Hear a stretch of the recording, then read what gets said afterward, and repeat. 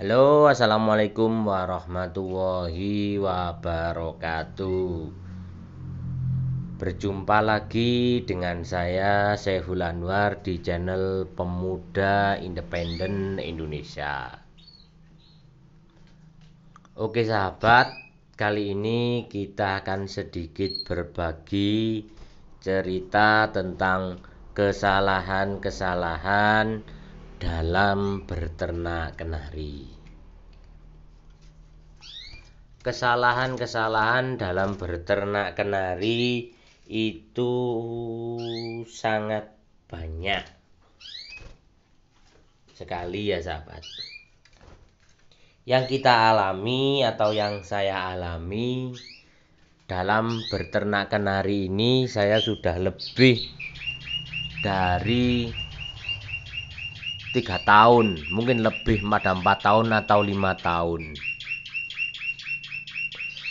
Yang muncul pertanyaan kan seperti ini sahabat, sudah ternak berapa tahun tapi kok tetap saja seperti itu, tidak ada peningkatan dan tetap saja atau berjalan stagnan.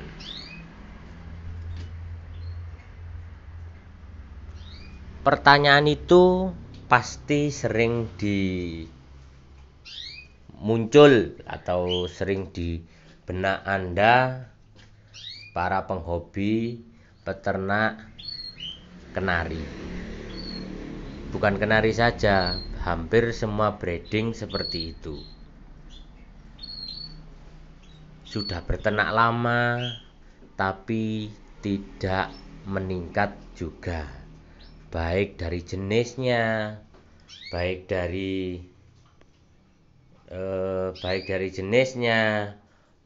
dari jumlahnya, tetap saja. Oke, untuk teman-teman ketahui, saya berternak kenari ini sudah lebih dari 3 tahun, mungkin lebih dari itu.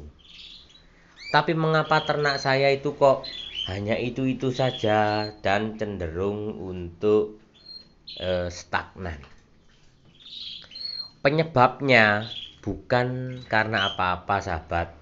Kalau masalah ilmu berternak, insya Allah kita sudah mengetahui, sudah memahami, dan sudah bisa lah. Tapi yang dipermasalahkan kan bukan itu. Yang dipermasalahkan mengapa kita berternak tidak juga ada peningkatan.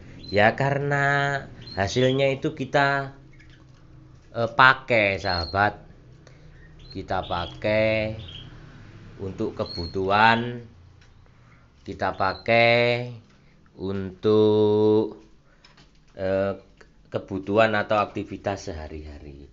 Kalau murni dari peternak terus dikembalikan lagi dibelikan ternak atau ditabung atau uangnya kita gunakan untuk ternak, ya pasti cepat berkembang dan berlalu. Mungkin dalam 2 tahun atau 3 tahun sudah bisa terbeli Yorkshire.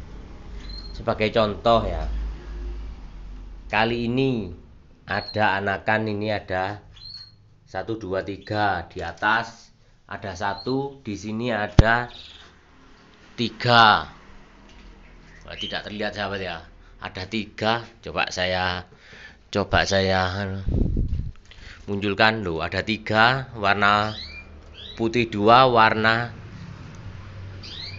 panda 1.